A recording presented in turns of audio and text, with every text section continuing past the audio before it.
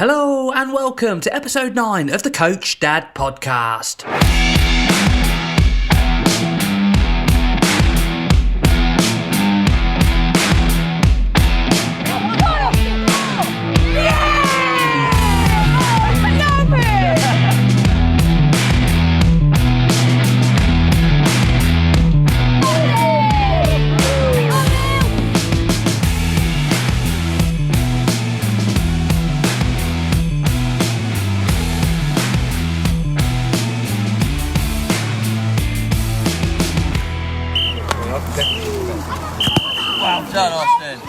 So hello everybody and welcome to the 9th instalment of the Coach Dad podcast with me, your host Ben. Now this week's episode is called The Referee's a Young Kid. This episode is basically about attitudes and behaviour around grassroots football, especially in the youth football game. It comes hot off the heels of a video that came out earlier today. It was on the BBC News. They discussed it on TalkSport with various parties and people of a sub doing a linesman job, and he got sucker punched in the face by an opposition coach and pretty much laid him spark out. Now I want to get into having a look at things like parents and coaches' behaviour towards refs and why can't they accept the decision given as final, because I believe that us coaches, and it should start from the grassroots level up, we should be supporting young refs and all refs and leading by example. If we can teach the kids that the decision of the referee is final, then they're going to take that forward with them as they go through the years and progress up through youth football and then eventually into the men's side of the game. And that is the best way, I believe, that we are going to be able to sort of teach respect towards referees. But before we take a deep dive into that, we are going to have a little look at football in my household over the last week, in the week that was. This week's football news. So yes, looking back to last weekend, the football weekend started on the Friday really with Caleb and his training, but we'll skip that and we'll get straight into my little lads that I coach and my boy Austin's team. On the Saturday we had a 7v7 friendly, our third one, but our second prop one I call it, and coming off the back of a really good performance the week before, expectations were high, we had a fantastic training session in the week and we were sort of really buzzing for it, and I was hoping to bed in some of the newer lads, get them plenty of game time. And we were playing a team called the Wootons. We played them a couple of times over the season that has just gone, and they beat us handsomely both times. Both were in double figures. And, you know, we had a bit of expectation that we might do really well, as the yardstick is the team before we played the week before AFC Lynn. We had, they'd given us the run around as well in the season, but we had a really tight, close game against those. So the expectation was there to, you know, maybe have a decent go, and you never know what can happen. We played at home. We played on the 7v7 pitch for the first time at home, so the lads had something new. It was new to them. They'd never played at home on the 7v7 pitch. A lot more space, something a little bit different. Really nice. I can only sort of commend our chap who looks after the pitches. He has taken a lot of time to get them in such good conditions, especially after the winter we just had. You know, he looks after them, cuts the grass, he does whatever else, spikes it and all the rest of it. And they were really looking lush when we turned up on the Saturday morning. So yeah, we got down there, we set up early, and then in dribs and drabs everybody arrived. The away team arrived, gave them a handshake. We sort of had a little bit of chuckle because the new lad that I've got, his name's Oscar, he was actually training with them a couple of 3 weeks ago and was told sort of, I wouldn't say told, but he couldn't get into their squad because obviously they had a lot going on, and his dad lives quite local to us, so he brought him along to us, and he came and he's had a couple of, you know, standout performances.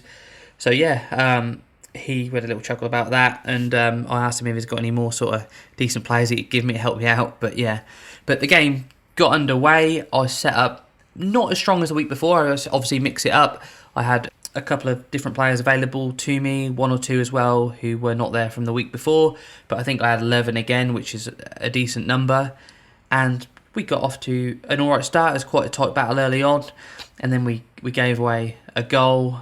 I wouldn't say gave away, but they scored. I think the first quarter, we're still playing quarters at the minute. I know we're going to move to halves when the season starts, but we're still doing quarters as agreed with the other coach because it's new to everybody. So it's nice just to break up the break into quarters into little chunks so you can get all the lads in.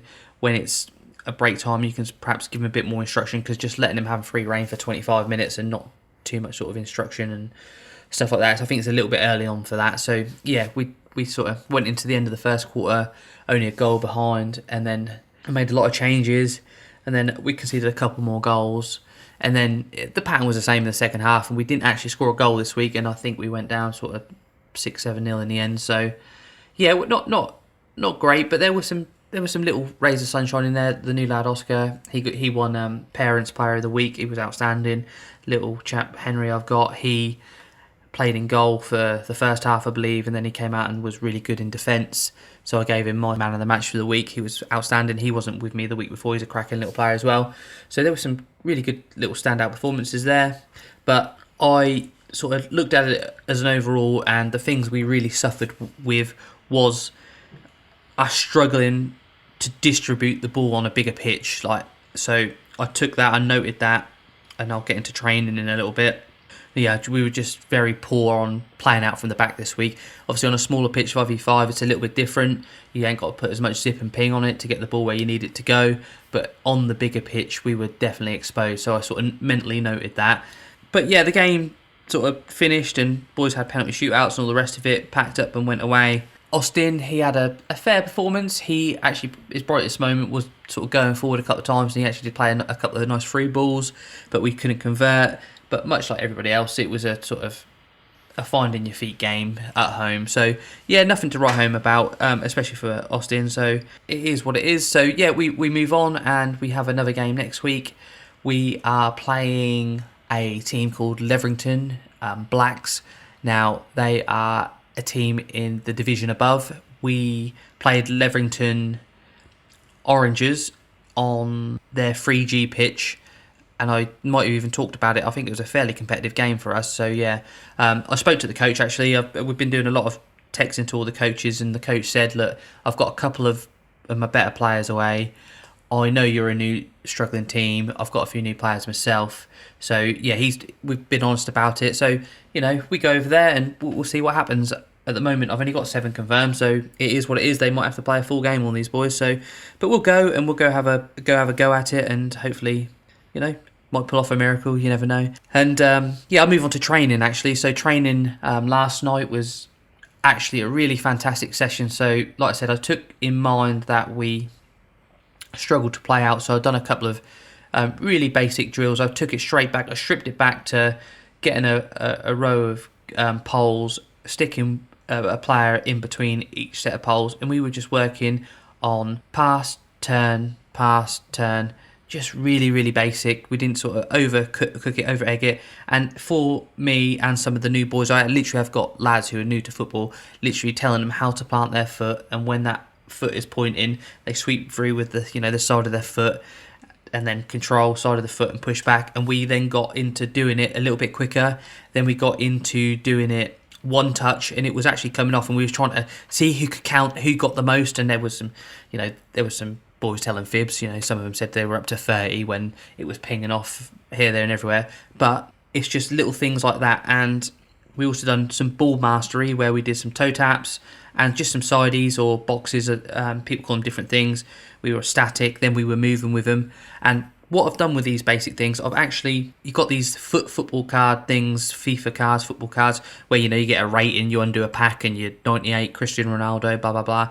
So what I've actually done is I have got a training matrix that I've just made. And in that matrix, that it's broken down into sort of core skills like passing, touch control, dribbling, shooting, tackling, and then it goes from level 1 to 8 across. Now, it all starts very basic and it moves across to a little bit more difficult, and I've attuned it. I'm not going to lie, I found a little bit of this material online, but I adapted it for my own group and what I want them to achieve. And every time they tick one of the boxes, we're going to colour it in on my spreadsheet, and on the flip side, they've got their foot card, and for every box they tick, it gives them 2.5 points, and then their foot card score goes up. So I'm going to dish it out every week, and it's basically going to be a little training manual for them. Now, I've got some that are way more advanced and some that aren't, but we're all starting on zero. We're all going to learn together, and if people are struggling, we're going to go back and work on it and have a look at where people are perhaps not getting it and what they need to work on. And it's very basic, so like the ball control is toe taps or boxes, and then boxes move in, and then can you do a turn and go and stuff like that. And it just goes. It's just all basic stuff like that. And just I think it's something fun for the kids as well. And as soon as I told them about it, I showed them an example of when I got that I've done with Austin, and they were, when am I getting mine? When am I getting mine? So yeah, it's just making it a bit of fun, and then obviously it gets their brains ticking and it gives them something to learn. So yeah, put that into play, and then already a lot of the lads have already ticked a few boxes.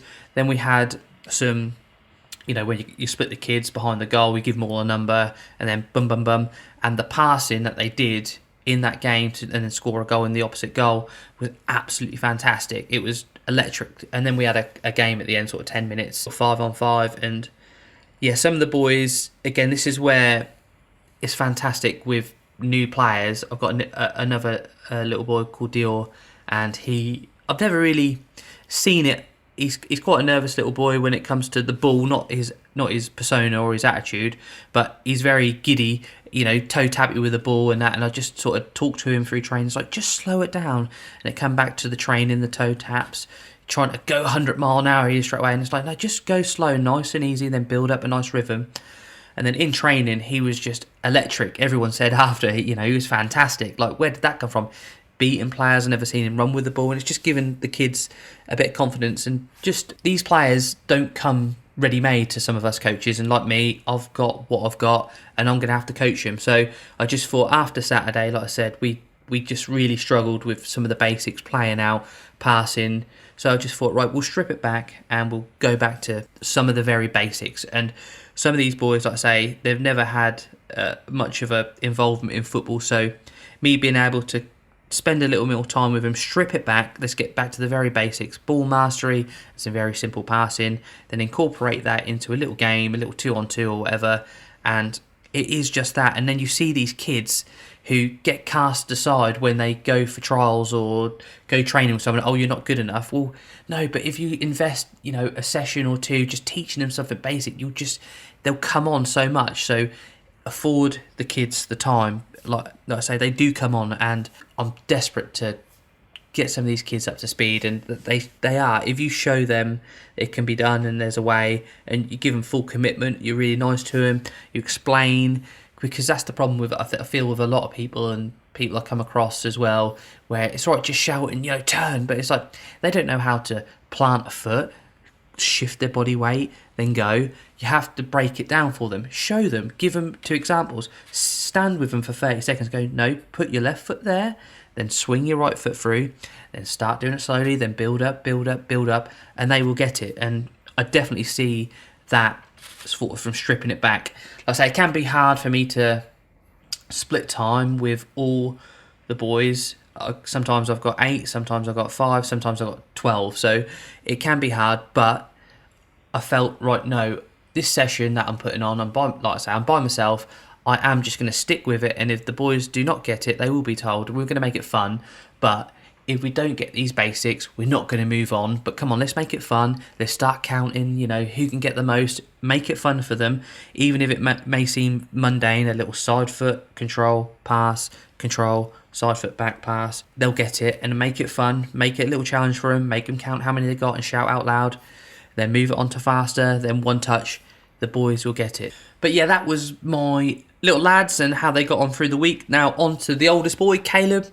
Now he had a game against Refley. They had played them a couple of times over the last month in some absolutely fantastic games, sort of barnstorming games. He actually got man of the match in one and put on some really good performances. I'm playing one at right back and maybe one in the centre of the park. But yeah, they had a game against them. Now So we turned up on the Sunday and it was absolutely torrential rain, like hammering it down. And we got to the car park, it's a gravel car park, and it was just a pond. Now, luckily we got there early enough that I could sort of just sit straight in front of the pitch because I had the other 2 kids with me and they could sort of sit in there and play on the iPads and whatnot. But yeah, so I sat in there, waited for him to kick off, he warmed up and all the rest of it. And he started really flat. He started in the centre of midfield. And he started really flat. I don't know. He just didn't seem up for the. He just didn't seem up for the battle and the fight. And he then sort of said he was struggling. So yeah, his coach pulled him off after 15 minutes, and then he wasn't involved anymore, which was a shame because the game was absolutely fantastic. When these two get together, these two teams, Refley and Watton, there's always a end-to-end sort of battle. So the game started within a minute. Wattington was clean through with first attack.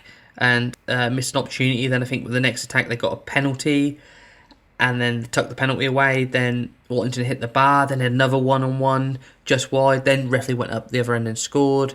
Then they scored again. Half-time came, and referee then sort of turned the screw a little bit.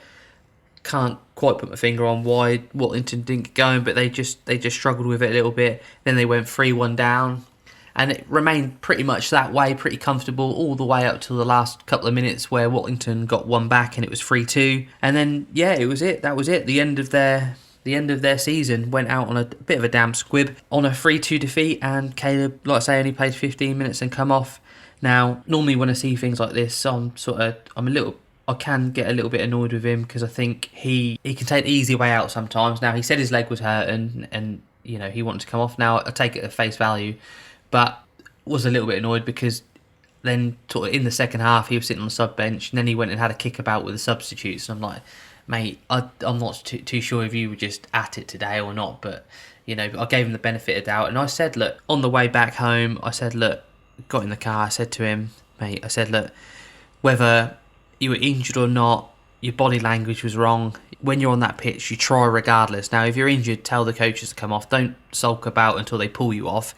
Tell them you're injured and come off, because what it is competitive now. Next season, 11 aside, you want to be nailing down a pitch. You don't want to be seen as sort of someone who's going to sulk off when it gets tough. You've done so well this season. You've gone from sitting on that bench for half a game or whatever to coming on to playing all the games, to being a starter. And then come the last game of the season, you want to go on a bit of a bang. You sort of just bowed out, and it felt like you weren't really trying. But, he tells me he was. He tried to give it as much as he could, but I'm not sure, I think he just went up for it today. Yeah, so that's how his sort of season come to an end, and his team are not training anymore. They're going to have a bit of a break, and they're going to get some 11v11 friendlies. He is still playing a little bit with his high school. He was due to have a game against another local high school, but that got cancelled as well. So yeah, his football is now down to him helping me or playing with his mates or us going for a kickabout. I've told him what we're going to do over the summer. I'm going to get him a pair of running shoes, because every morning I get up and do 5-6k in the morning before work. That's my fitness thing. Like I said, I snapped my leg last year and I didn't hear anything from the NHS, so I got to sort of February and I thought, right, I'm just going to do it myself, and I started running. Why are you doing this? I just felt like running. Then I started at 2k and sort of, dying after about 25 minutes, and now I can get a regular 5k at half an hour, and I'm sort of doing 5-6k every morning now. Just dropped a ton of weight. So I told him, we're going to work on your fitness now. I'm going to grab you some proper running shoes, and then on the weekends and stuff we'll go for a run. We'll take it slow, and then we're going to work on a lot of fitness over the summer to keep, so when next season comes around, boom, when you hit that training, you're going to be at it, you're going to be away, you're going to sort of hit the ground running and look like you're at it. So yeah, he's all for that, and we're going to work on some technical stuff as well for him. Just really basic. Like I said, that's what I'm doing with my lads that are training, and I'm going to do it with him. We're going to strip it right back to basics again, because you might think these little 12, 13-year-olds are complete when they're not, and you can just strip it back occasionally. Just that's how I used to play football. Actually, I used to be basics. I was pretty no nonsense. I used to just do the basics well, and I believe that's worked for him. He's not all flash, he's not skilled, but if he can move the ball on quick, touch, get his head up, get the pass out with his feet, then make a run forward or into space, we're going to work on a lot of that. So yeah, that was it for Caleb and his football, and that also brings to a conclusion the week that was in my household.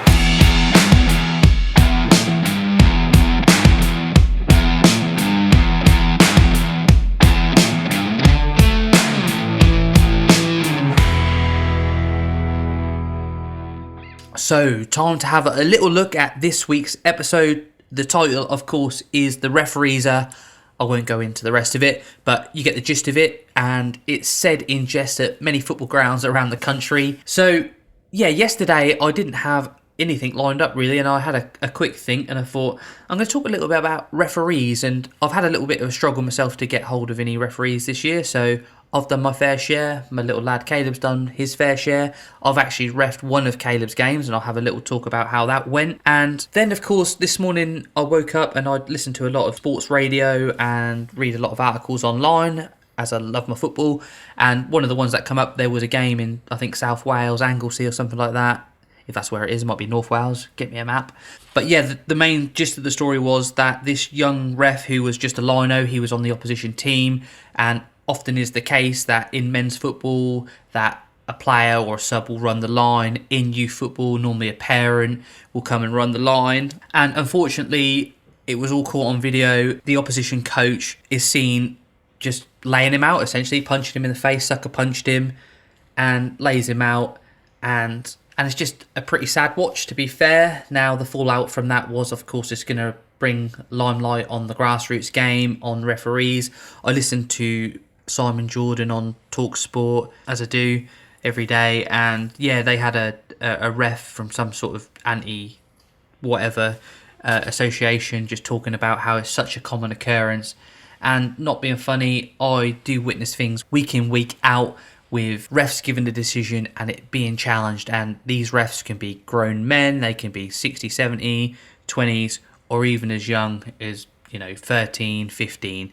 And it's just shocking to see, really. So yeah, I just want to have a look at everything, really, from sort of how to get a ref, being a ref, my experiences being a ref and dealing with refs, and just my issues that I've had with parents and oppositions, which I have actually had once or twice. But I'm just going to have a quick look at referees at first start. So yeah, a referee. Now I coach obviously under 8s, under 9s now next season, and for me to get a ref is hard, basically. So there's a pool of referees. Now from what I've seen, each game is categorized on how much a referee will get paid if you try to get an official affiliated referee. And obviously us being the lowest of the low, 5v5, I don't think it's very it's not worth some refs doing it, essentially. So when you get to our level, you end up seeing a lot of young lads do it, people from within the club, maybe someone associated with the club, another coach, and they'll come along and do it for sort of free. Or if it's like me, I will pay my lad sort of 10 quid to come and do a game for me, because he's not done the course yet. He's just a little bit below the age that he can do the proper course. He cannot receive payments from the FA or the club, so I pay him to do my games as a little bit of pocket money for helping me out. But yeah, on my travels we do come across much the same. When I go away, it's often a young lad within the club, or it's a coach from one of the other teams. And the whole time that I've coached, I've never ever questioned a ref, whether it be a young ref or an older ref. If they've gave something that I don't agree with and I've sort of scratched my head, I'll maybe sort of keep that up there in the locker, but I won't ever say anything or question anything. Now, I can't always say that's the way for the opposition. Now, I've actually had a bit of a run-in, like I said, with a group of parents, and it all stemmed from my lad was reffing a game and he didn't give what they deemed a foul, and it was fairly early on in the game, and they just gave him a load of shit, essentially. So I had to have a word with the coach, and he has actually ended up leaving that post of coaching that team because of the parents gave him such a hard time. So it left me to go and have a word with him and just sort of settle it down. And even then, they didn't really want to know.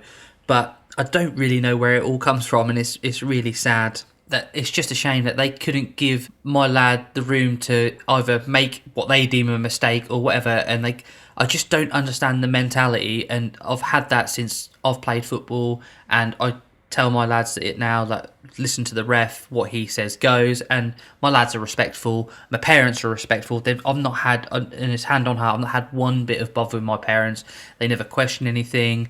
If anything, if my lad gives something against us in the wrong way, we'll have a chuckle about it after. And it's like, I've had one or two coaches come across, said he's done fantastic, maybe he got one or two bits wrong there, but he'll learn from it. I actually did talk a couple of weeks ago about how he sort of sulked off because he didn't understand the rule. But like I say, that all comes with experience and time. You've got to let them breathe and let them make the mistakes, or let them make the decision. When my boy goes out on the pitch, I say, look, just do one thing for me.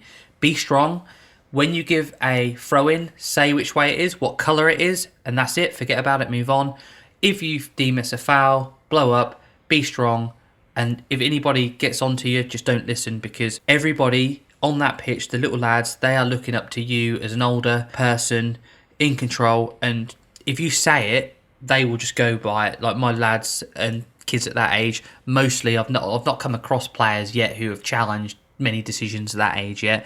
So yeah, I just say be strong, give it, and the boys and the girls who you are refereeing, they will just go with it, and that is essentially how it's been, and he's done really well with it. I've not really had a bad experience. The only thing I can think back to is in one of our first or second games, I don't think we'd scored a goal then, and we had one that was smashed down off the bar, and didn't it go over the line? Now I can conclusively say either way.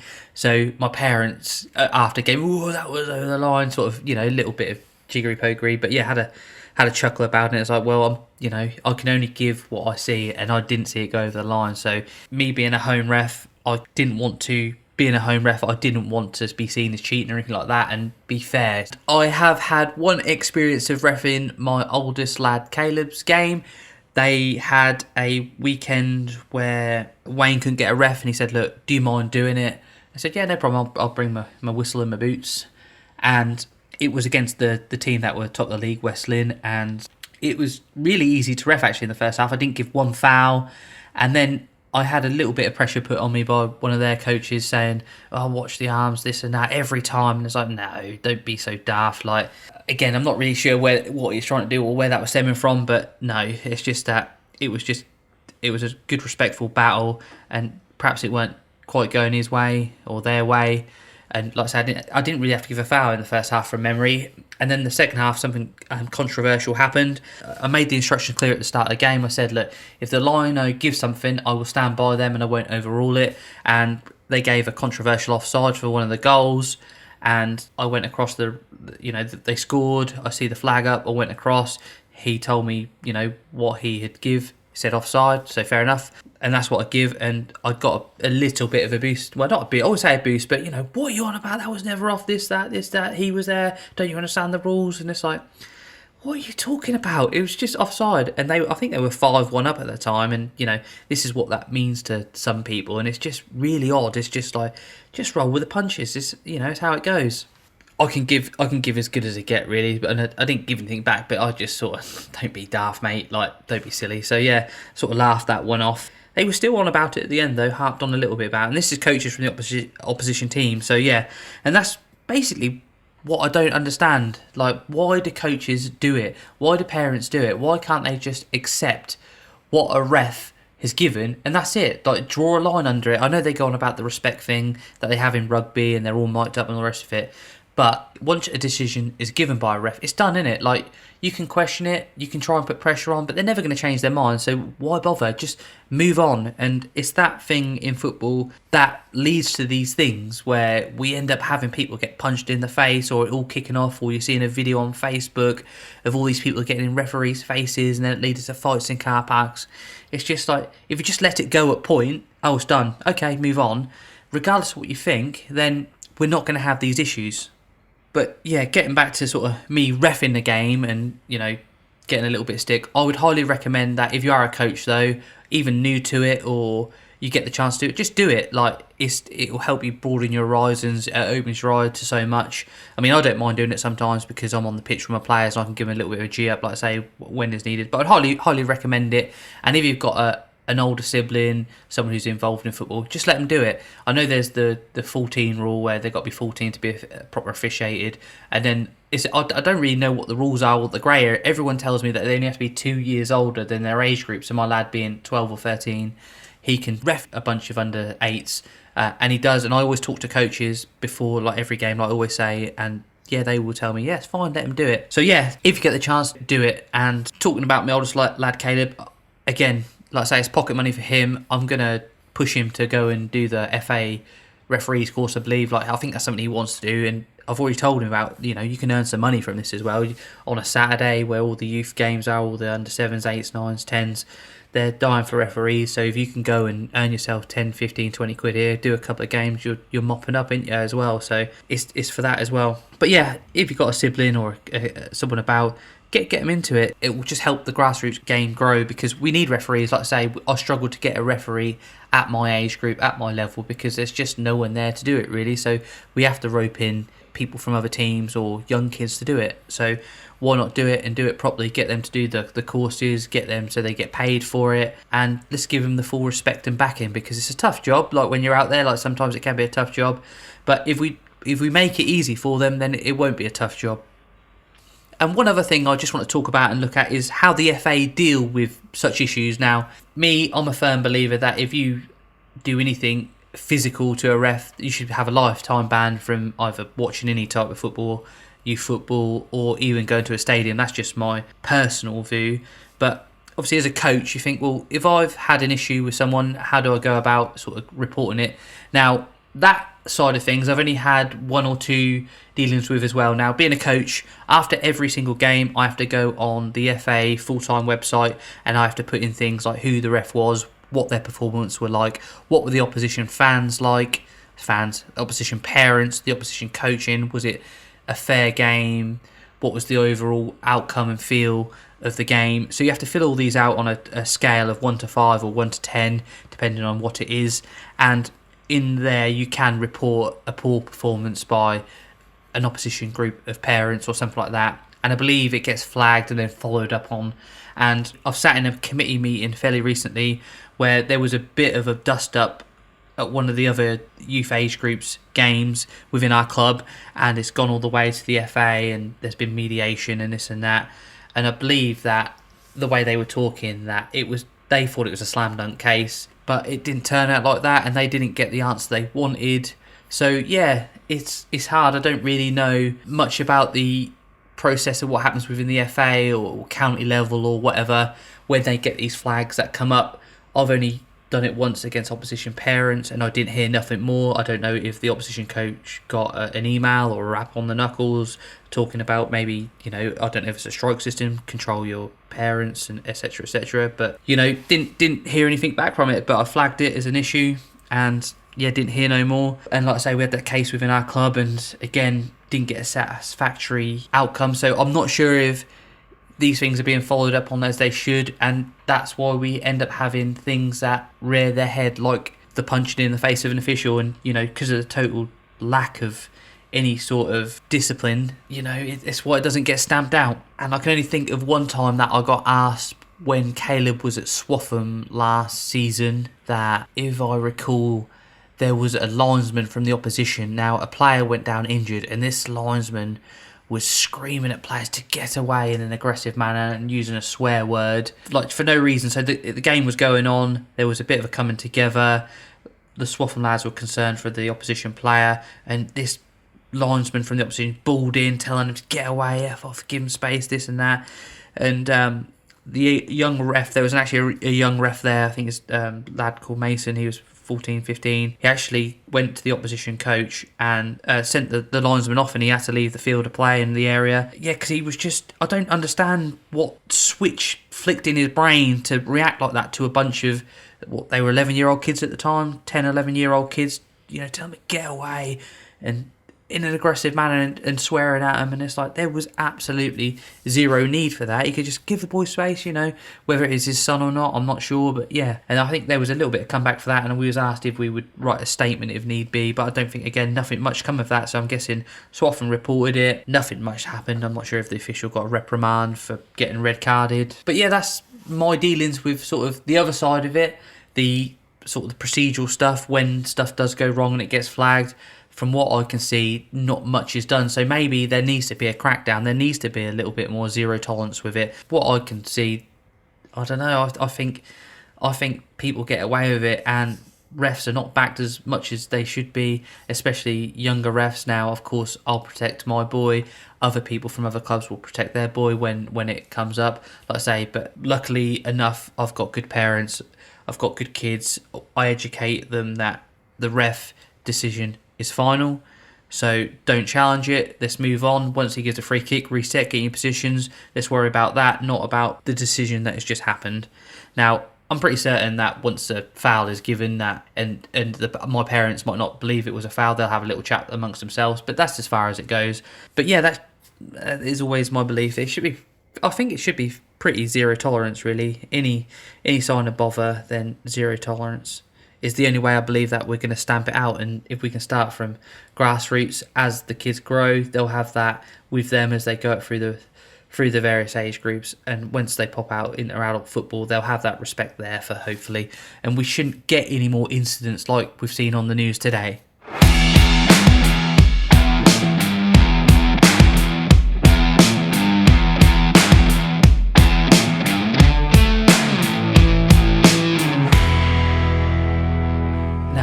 haven't got any Facebook posts to read this week because, so when you search up in the Grassroots forum, referees, just the stuff you get and just the insane comments from parents and people about what do you do, who do you complain to.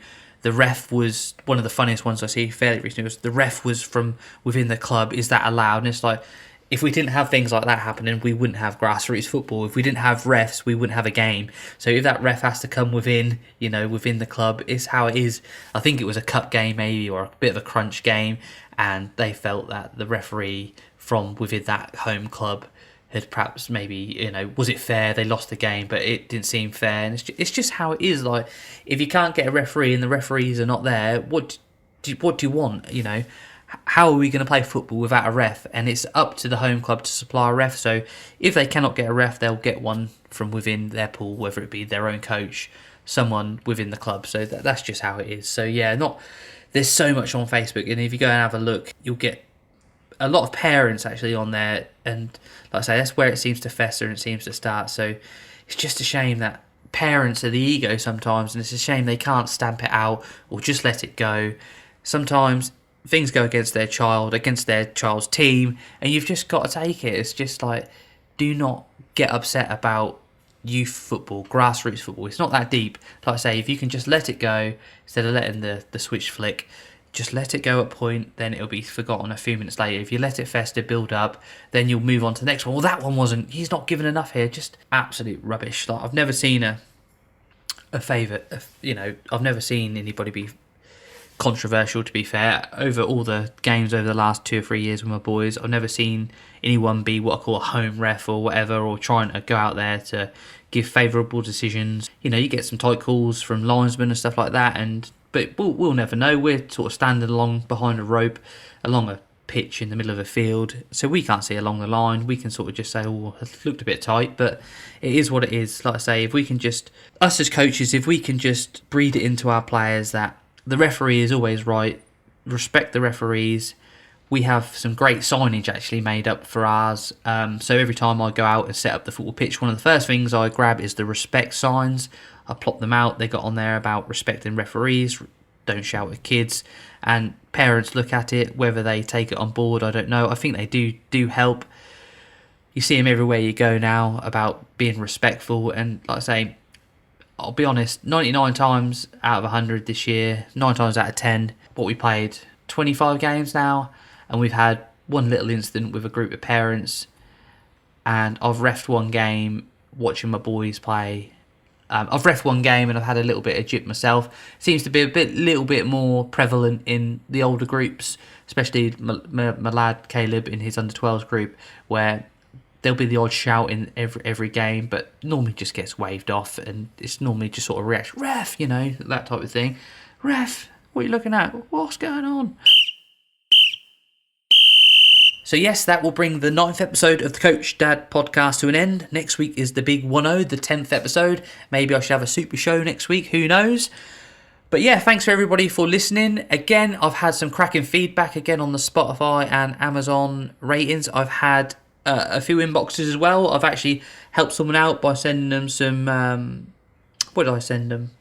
I mocked up my little 7v7 sheet and with the basic positions on and stuff like that, and a few basic pointers for each position, and sent that out on a PDF to somebody. Again, I've just worked on a training plan, like I say, foot card. So if anybody wants that, I'm more than happy to debadge mine and send it as a PDF or a spreadsheet or whatever, and you can update yours or use it and change it and chop and change it and do whatever you want with it. But yeah, again, thanks everybody for listening. It's I'm really sort of humbled at the response and the amount of listens that I've got, and it's fantastic. So yeah, but thanks. I've been Ben, so thanks for listening, and I'll see you again.